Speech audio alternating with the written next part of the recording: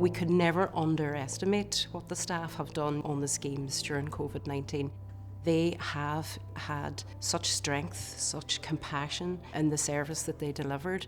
They made sure that every single tenant still had as best a quality of life that they could have. I don't think we understood what was coming our way. I think we had to just live day by day. The tenants face challenges on a daily basis. This was just an extra challenge which had all of us on our toes. We knew we needed to step up. It was a learning curve for all of us.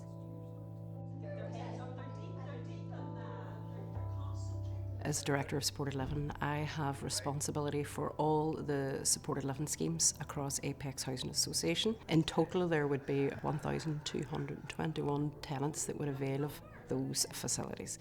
Alexander House here is based in Bishop Street, and we provide accommodation for both sheltered tenants and those that need housing care.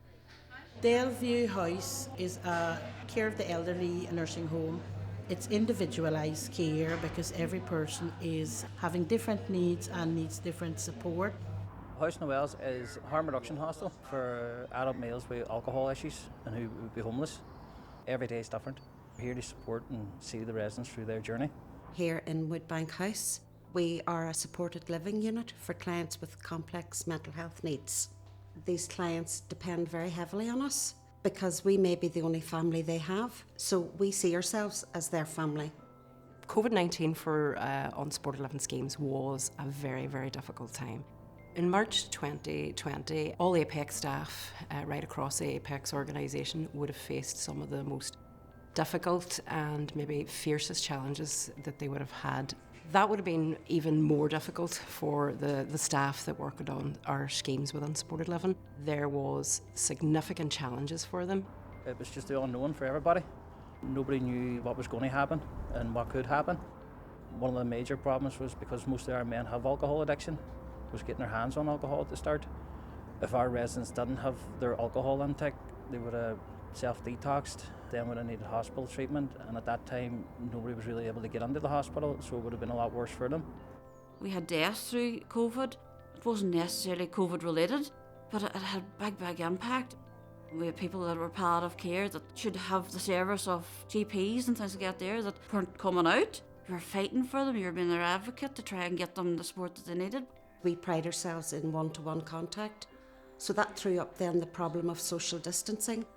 It was difficult for the tenants because they weren't used to seeing us in PPE, so we had nearly created a barrier, and that meant that we were extra vigilant about keeping contact with them. Some of the schemes did experience significant outbreaks where there were deaths. We had staff who were the only people that could be with those tenants. They would have held their hands when they were dying because their families couldn't be there. They would have said prayers with them. And then they wouldn't have got the opportunity to say the goodbye to the tenants that they would have normally had in normal circumstances because they would have had to move on to another tenant in another room that was in the same situation and do the same for them. In October 2020, I was diagnosed with COVID. I was in hospital for 5, nearly 6 weeks, completely on oxygen, unable to do anything for myself. I was catheterized, I had IV lines going, I had antibiotics, I had pain medications. I knew what it was then to experience being a patient in a really low time. Throughout COVID-19, the staff were excellent. The skills and the knowledge of their tenants that they had and how they were able to work with their tenants to provide them with the best quality of life they could in a very, very restricted environment was fantastic. I can't praise them enough. We have an amazing team here, and I think they should be celebrated. I think every team should be celebrated. Every scheme has had their difficulties. A lot of our staff stepped up and done overtime, came in when they didn't have to come in, been there for the residents, just supporting them as they were supporting us, and it kind of brought us all closer together, the residents and the staff. We made a video for Christmas. It was just to show togetherness that we're all one on here. We're all going through the pandemic together. After I had returned to work, it took several months of physiotherapy support through Apex.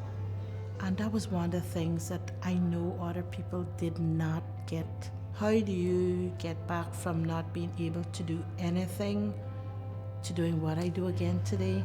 It's a positive thing that Apex had done. It's important that we never forget what those staff have done, and they continue to do. They haven't had the opportunities to have a break from it.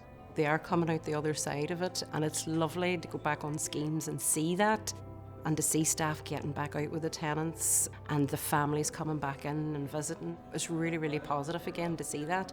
Looking back, I think we're just lucky to be still here and everybody's well and we've got through it, really, you know. I can look back with great pride and say that we gave everything. We stepped up and done everything that we possibly could to maintain a safe environment for the tenants. I think all staff should feel extremely proud of the service that they have provided, and hopeful that we will never have to provide some service like that again.